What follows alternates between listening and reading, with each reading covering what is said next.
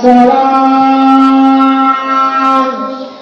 حي على الصلاة الله أكبر الله أكبر আসসালামু আলাইকুম সবাইকে, ওয়েলকাম ব্যাক। আজকে আমি আছি নরসিংদী জেলার একটা গ্রামের ১৫০ বছর পুরান একটা মসজিদে, যেটা কিনা আটকান্দি মসজিদ নামে পরিচিত। এই সেই মসজিদটা, আর এই মসজিদটা নরসিংদী জেলার আমিরগঞ্জ স্টেশন থেকে মাত্র ৩ কিলোমিটার দূরে। তো এই মসজিদটা কোনো এক রাজা বানাইছিল মুঘল আমলে। এই সেই মসজিদ, আমি মসজিদের মেন ফটকে দাঁড়ায় আছি। এই ভিডিওর মাধ্যমে আমি আপনার করে এই মসজিদটা এক্সপ্লোর করে দেখাম। Let's go. সেই ১৫০ বছর থেকে, প্রায় ১৮৯০ সাল থেকে কোনো শিলালিপি নাই এখানে। তারপরও যা জানতাম পারছি তার থেকে আমি আপনাদেরকে জানাইতেছি যে সেই ১৫০ বছর ধরে চলতেছে এখনও এই মসজিদটা। আর আমি মসজিদের ঠিক সাইডে রয়েছি, আর ওই সাইডে আছে এই রাজার স্ত্রী এবং মাইয়ার কবর। আর আমি মসজিদের সাইড দিয়ে এখন হাঁটতাছি। এটা হচ্ছে মসজিদের সাইড দিয়ে, এই সে মসজিদের ভিতরটা। লাস্ট আমি ২-৩ বছর আগে এই মসজিদের মধ্যে আইছি, আর এই আবার আইলাম প্রায় ৩ বছর বা ২ বছর পরে। তো এর মধ্যে রং টং করে একদম সাজাই লাইছে। আর হচ্ছে আমি মসজিদের পিছন সাইডটা, এই যে এটা হচ্ছে মসজিদের পিছন সাইডটা। ২-৩ বছর আগে এরকম আসিল না, অনেকটা পরিত্যক্তর মধ্যে আসিল, যেমন পোড়াবাড়ির মতো করে আসিল, চলতো কিন্তু পোড়াবাড়ির মতো আসিল। এখন এটা রং টং করে আর একটু সুন্দর করে সাজায়, ভিতরে টাইলস পেন্স করে লাইছে, এখন আরও সুন্দর করছে। চলেন এবার একটু এই মসজিদটার ইতিহাস সম্বন্ধে জানা যাক।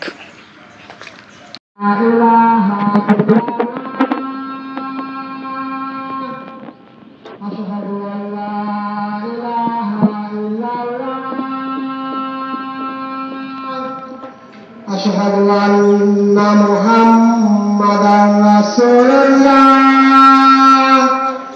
أشهد أن محمدا رسول الله حي على الصلاة حي على الصلاة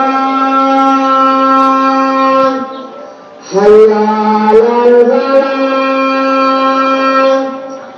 حي على الفلاح الله أكبر الله أكبر يا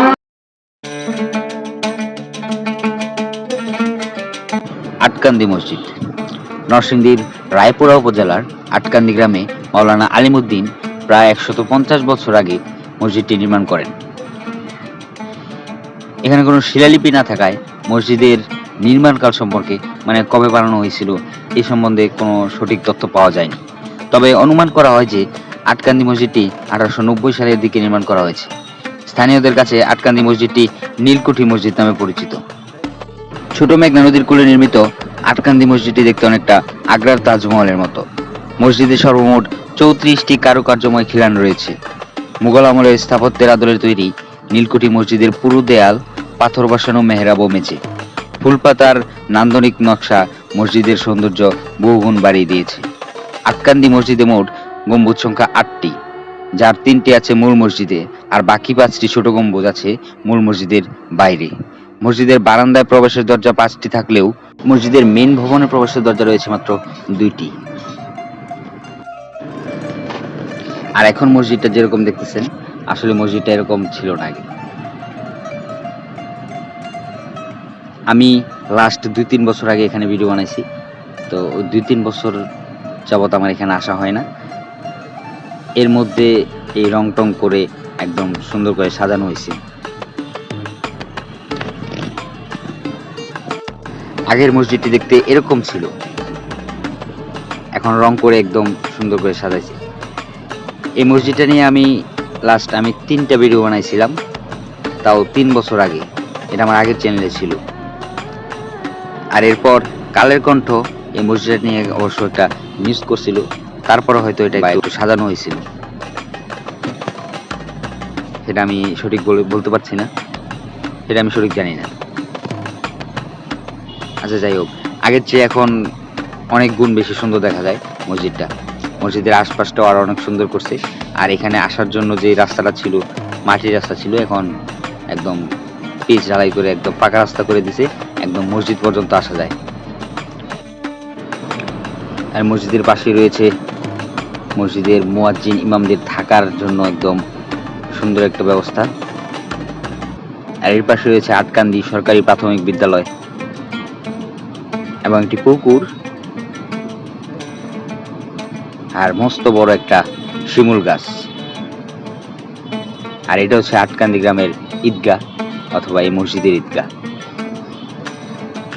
আর এই মসজিদে আসতে হলে প্রথমে আপনাকে নরসিংদীর আমিরগঞ্জ রেল স্টেশন আসতে হবে।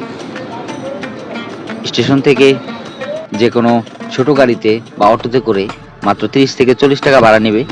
মির্জানগর আটকান্দি মসজিদে যাব বললেই নিয়ে নামাই দিবে।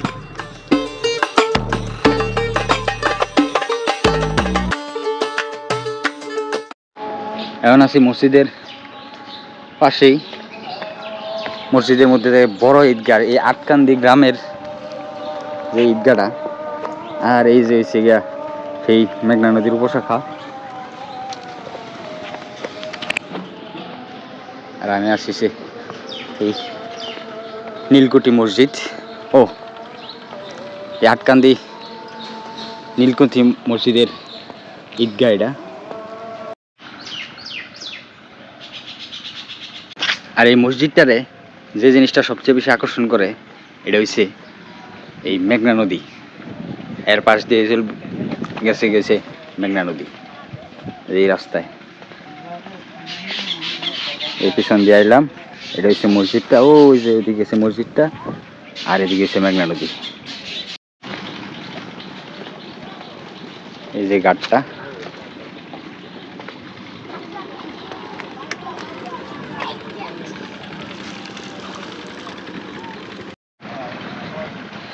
এই আমি মেঘনা নদীর ধার দিয়া হাঁটতাছি। আর এটা হচ্ছে যে আটকান্দি মসজিদের ঈদগাহটা, আর ওই যে দেখা যাইতেছে মসজিদটা। আর নদীর এই পারের গ্রামটা হচ্ছে গিয়া বটতলি, আর এই পারের গ্রামটা হইতেছে আটকান্দি। আর আমি এখন ঈদগাহ পাস করে মসজিদ পাস করে যাইতেছি গা। আর এই নদীর পাড়ের গ্রাম বটতলিতে যাওয়ার লাগিয়া এদিক দিয়ে যাওয়ার কোনো ব্যবস্থা নাই, একটা মাত্র কাঠের ব্রিজ আছে। যে কাঠের ব্রিজটা যাইতে হইলো ওই দিক দিয়ে ঘুরে যাইতে হয়। আমি একটা ব্রিজের উপর দাঁড়াইছি, আর এই ব্রিজটার মধ্যে এই যে সেই নদীটা পার হইলে ওই পাশে হচ্ছে বটতলি, আর এই পাশে তো আটকান্দি কইলামই। আর এই যে ব্রিজ থেকে যে খালটা শুকাই রয়েছে, একটা খাল গেছে ভিতর দিয়ে, এটা জানি না কি খাল কয়।